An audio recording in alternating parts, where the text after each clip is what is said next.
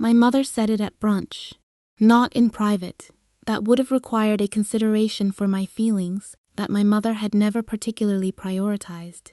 She said it at brunch, at the round table by the window of the restaurant she had chosen specifically, because its Sunday crowd included enough of her social circle to make the occasion feel witnessed. She said it with her mimosa raised slightly, and her eyes on me with the specific expression she wore when she was performing disappointment for an audience. "The wedding is a celebration," she said. "A celebration of everything Raymond and I have built together. And I need it to reflect that. I need the people there to reflect that." A pause, perfectly timed. "No losers allowed, sweetheart." My mother's best friend Gail looked at the table. My Aunt Patrice made a sound that was not quite a word. The waiter, who had been approaching with our food, slowed slightly, recalibrated, and decided the timing was not right. "My name is Dani Osei. I am 30 years old, and my mother, Linda Osei, 57, about to become Linda Osei Crawford in 11 days, had just told me, in front of 4 witnesses and a temporarily stationary waiter, that I was not invited to her wedding because I was a loser. What she did not know was that I had spent the past 6 weeks having weekly phone calls with a woman named Sylvia Crawford, Raymond Crawford's first wife. And Sylvia had told me things that Linda was going to need to hear before she walked down any aisle. My mother had been building toward Raymond for 3 years. She had met him at a fundraising gala, the kind of event my mother attended with the strategic focus of a woman who understood that social occasions were, among other things, opportunities. Raymond was 61, recently divorced, and possessed of the kind of polished, unhurried confidence that my mother found compelling in men and that I had learned, over 30 years of watching her respond to it, to examine carefully before accepting at face value. He was also, by the metrics my mother most valued, successful. A commercial real estate developer with a portfolio of properties across three states, and the particular ease of a man accustomed to being the most financially comfortable person in any room he occupied. My mother had pursued him with the focused patience of a woman who understood long games. He had proposed at 14 months. She had accepted before he finished the sentence. I had met Raymond 4 times before the engagement. On each occasion, he had been cordial in the specifically managed way of someone performing warmth rather than feeling it. Present enough to be polite, guarded enough that nothing real was ever exchanged. My mother interpreted this as dignity. I interpreted it as someone who had learned to give away as little as possible to people he hadn't yet decided to trust. I had said nothing to my mother because saying something would have required her to hear it, and my mother's relationship with information she hadn't requested had always been selective. Then she called me a loser at brunch, and I decided that some information she hadn't requested was about to become very relevant. I had found Sylvia Crawford 6 weeks earlier, not through any sophisticated process, through the public record of Raymond's divorce filing, which was accessible to anyone willing to spend 40 minutes on a county court website, and a LinkedIn profile that confirmed she was a practicing family law attorney in the same city where Raymond had lived before relocating to be with my mother, a family law attorney. I had noted the irony without dwelling on it and sent a connection request with a brief, honest message. "I am the daughter of Raymond Crawford's fiancé. I believe there are things you know that I need to understand before my mother marries him." She had accepted within the hour. She had called me that evening. What followed over the next 6 weeks were 8 phone calls with a woman I came to understand had been waiting for exactly this kind of contact. Not to cause harm, not from bitterness, but from the specific motivation of a person who has information that will hurt someone and is grappling constantly and without resolution with the weight of holding it. Sylvia had divorced Raymond 14 months ago after an 18-year marriage. The divorce had been her initiative. The reason was not infidelity, or not primarily. The reason was financial. Specifically, a pattern of financial behavior that Sylvia, as a family law attorney who had spent 18 years inside a marriage and 6 years of practice watching other people's marriages dissolve, had identified as systematic and deliberate. Raymond Crawford was extraordinarily skilled at structuring his assets in ways that placed them beyond reach, not illegally. Sylvia had been careful to establish this. She was a lawyer, and she spoke with precision, not illegal, but structured over years, with a consistency and sophistication that served one purpose: ensuring that in any dissolution of a partnership, financial or marital, Raymond Crawford retained control of everything that mattered, and his partner was left with significantly less than what the length and contribution of their relationship warranted. Sylvia had been a practicing attorney. She had known what was happening, identified it late, and spent 3 years in a legal process that had cost her more than she had expected, even with her professional knowledge. "I'm telling you this," she had said on our third call, "not because I want to damage Raymond. I have moved on. I am telling you because your mother is not a lawyer. And what took me 3 years to untangle will take her much longer." I had asked, "Will you tell her yourself?" A long pause. "I'll tell her," Sylvia had said, "if there's a moment where she'll actually hear it. I've tried once already. She didn't receive it well." "She won't receive it well from me either," I said. "No," Sylvia had agreed, "but she'll receive it in front of the right people." That was 6 weeks ago. My mother had not yet given us the right people. Then she called me a loser at brunch in front of 4 witnesses and a stationary waiter. I called Sylvia that afternoon. "She's given us the moment," I said, a pause. "The wedding? 11 days," I said. 200 guests. Her entire social world in one room. "She won't thank us for it," Sylvia said.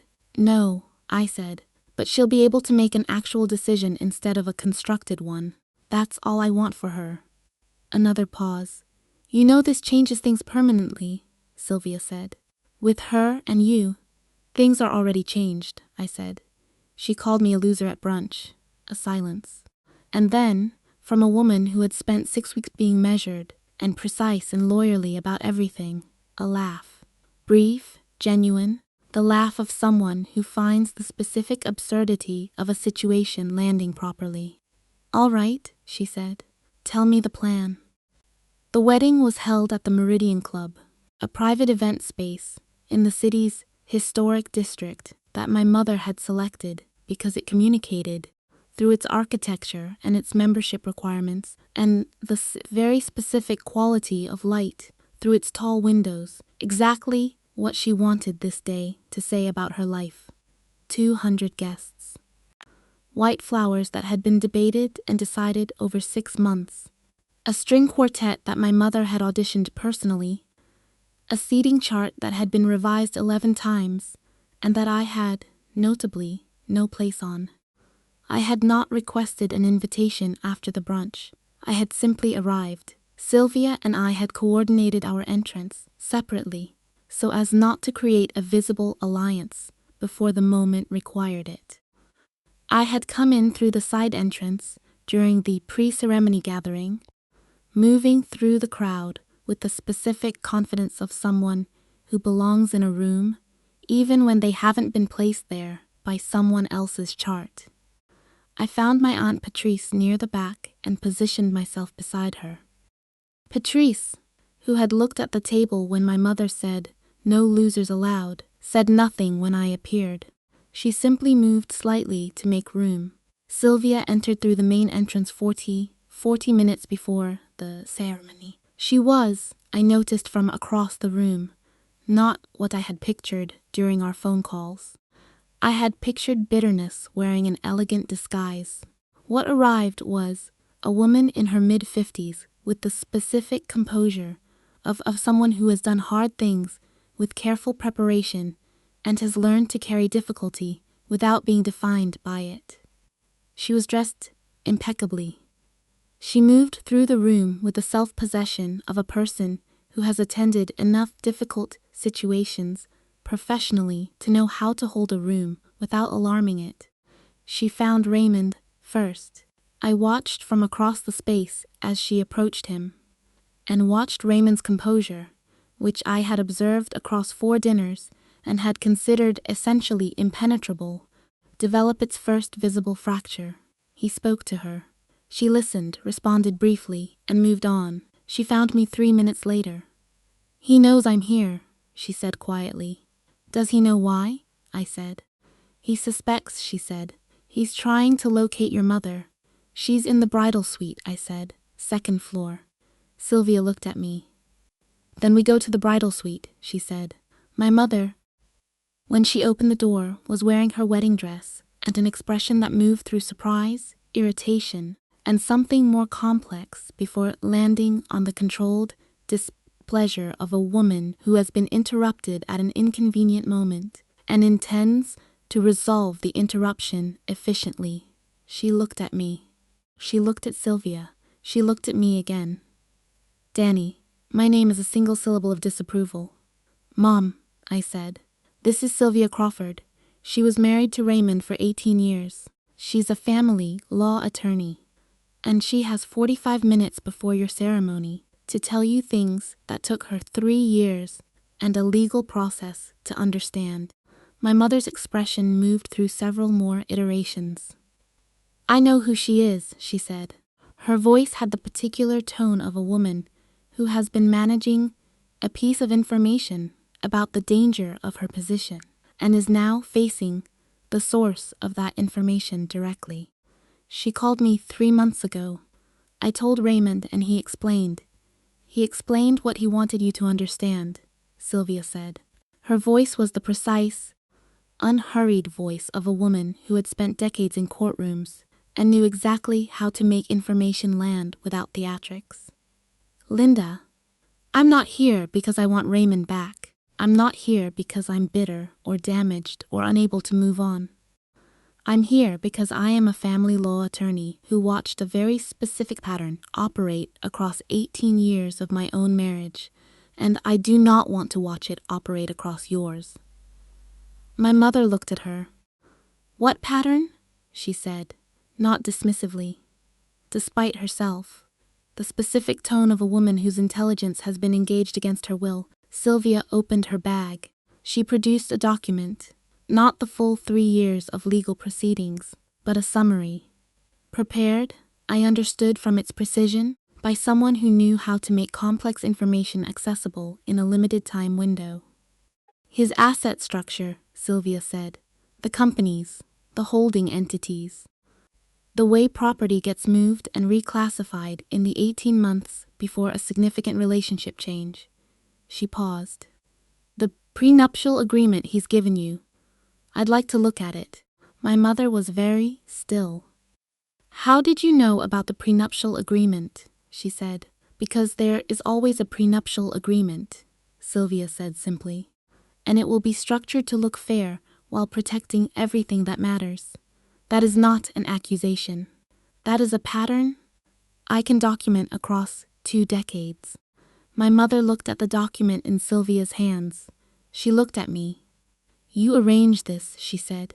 "You called me a loser in front of Gail and Patrice, and a man carrying our eggs, Benedict," I said. "I arranged something more useful than crying about it." My mother's expression, for the first time in the conversation, held something other than management. She took the document. She sat down on the small settee near the window, in her wedding dress, 43 minutes before her ceremony, in the bridal suite of the Meridian Club, and she read. Sylvia and I stood and let her read. 43 minutes became 90. The ceremony did not start on time. The string quartet, to their credit, played through their prepared repertoire, and then began cycling back through it without comment, which I consider a professional response to an unusual situation. 200 guests sat in the Meridian Club's main hall and waited with the specific patience of people who understand that weddings are complicated and have decided that the open bar is an adequate response to most delays. Raymond sent 2 text messages to my mother's phone while she was reading. She did not respond to either. At the end of the document, my mother looked up at Sylvia. "The property in Colorado," she said. "He told me it was in a trust for his children." "It was put in that trust 14 months ago," Sylvia said, "after he met you." A silence. "And the Seattle development," my mother said. "Reclassified as a corporate asset of a holding company, registered in Delaware 11 months ago," Sylvia said. "After your engagement." My mother looked at the document. She looked at her wedding dress. She looked at me with an expression I had not seen from her in 30 years of being her daughter. Not the performed disappointment, or the social calculation, or the specific evaluative gaze she used when I was being measured against a standard. Something underneath all of that. Something that had been there before the standards were built. "Why didn't you just tell me?" she said. "I tried," I said, 3 times. "You told me I didn't understand Raymond and that my judgment was unreliable." I paused. "So I brought someone whose judgment you couldn't dismiss the same way." She was quiet. "You crashed my wedding," she said. "I crashed your wedding," I said, "because I would rather you be angry at me in a bridal suite than sitting across from a lawyer in 2 years trying to understand what happened." Another silence. "She's right," Sylvia said quietly. "About what comes after, I can tell you from both sides of it." My mother looked at Sylvia for a long moment, then she said to Sylvia, "Thank you for coming." She said it simply, without the performance of graciousness. Just the plain acknowledgement of a woman, recognizing that something that had cost someone else, something to give her. Sylvia nodded. She gathered her document. She stood. "I'll let you 2 talk," she said. She let herself out of the bridal suite. My mother and I sat in the quiet of the room. The flowers, the dress, the 90-minute delayed ceremony downstairs. 200 people, and a string quartet, and Raymond's 2 unanswered text messages, all existing somewhere outside the door. "I'm not walking down that aisle today," my mother said. "Okay," I said. "I need to." She stopped. "I need to have a conversation with a lawyer that is not today's conversation." "Yes," I said. "And Raymond and I need to have a conversation that is also not today's conversation." "Yes," I said. She looked at her dress. "I spent $42,000 on this wedding," she said. "I know," I said. "This is going to be a story people tell for years." "Yes," I said. "It is." She looked at me, and then my mother, Linda Osei, 57 years old, sitting in a bridal suite in a $42,000 wedding that was not going to happen. Did something I had not seen her do in a very long time. She laughed, not the social laugh, not the performed warmth. The real one, the one that started somewhere below the performance, and arrived without permission, and sounded, when it came, like the woman she had been before she decided that being impressive was more important than being honest. I laughed too, and in the specific absurd warmth of 2 women laughing in a bridal suite while a string quartet played its 3rd loop downstairs, something that had been managed and performed and structured for years between us, came briefly, genuinely, back to life. The wedding did not happen that day. What happened instead was my mother walking downstairs in her wedding dress, addressing 200 guests with the composed directness of a woman who has decided that dignity is a better exit than silence, and announcing that the ceremony would be postponed. Raymond left the Meridian Club without speaking to her. He called 3 times that evening. She did not answer. She called the lawyer Sylvia had referred her to on Monday morning. What followed was 4 months of the specific legal process that Sylvia had described. Neither simple nor clean, but navigated with the benefit of information my mother had received in time, rather than after the fact. My mother came out of it with her financial independence intact. She came out of it with her name still her own. She came out of it, I think, with something harder to name.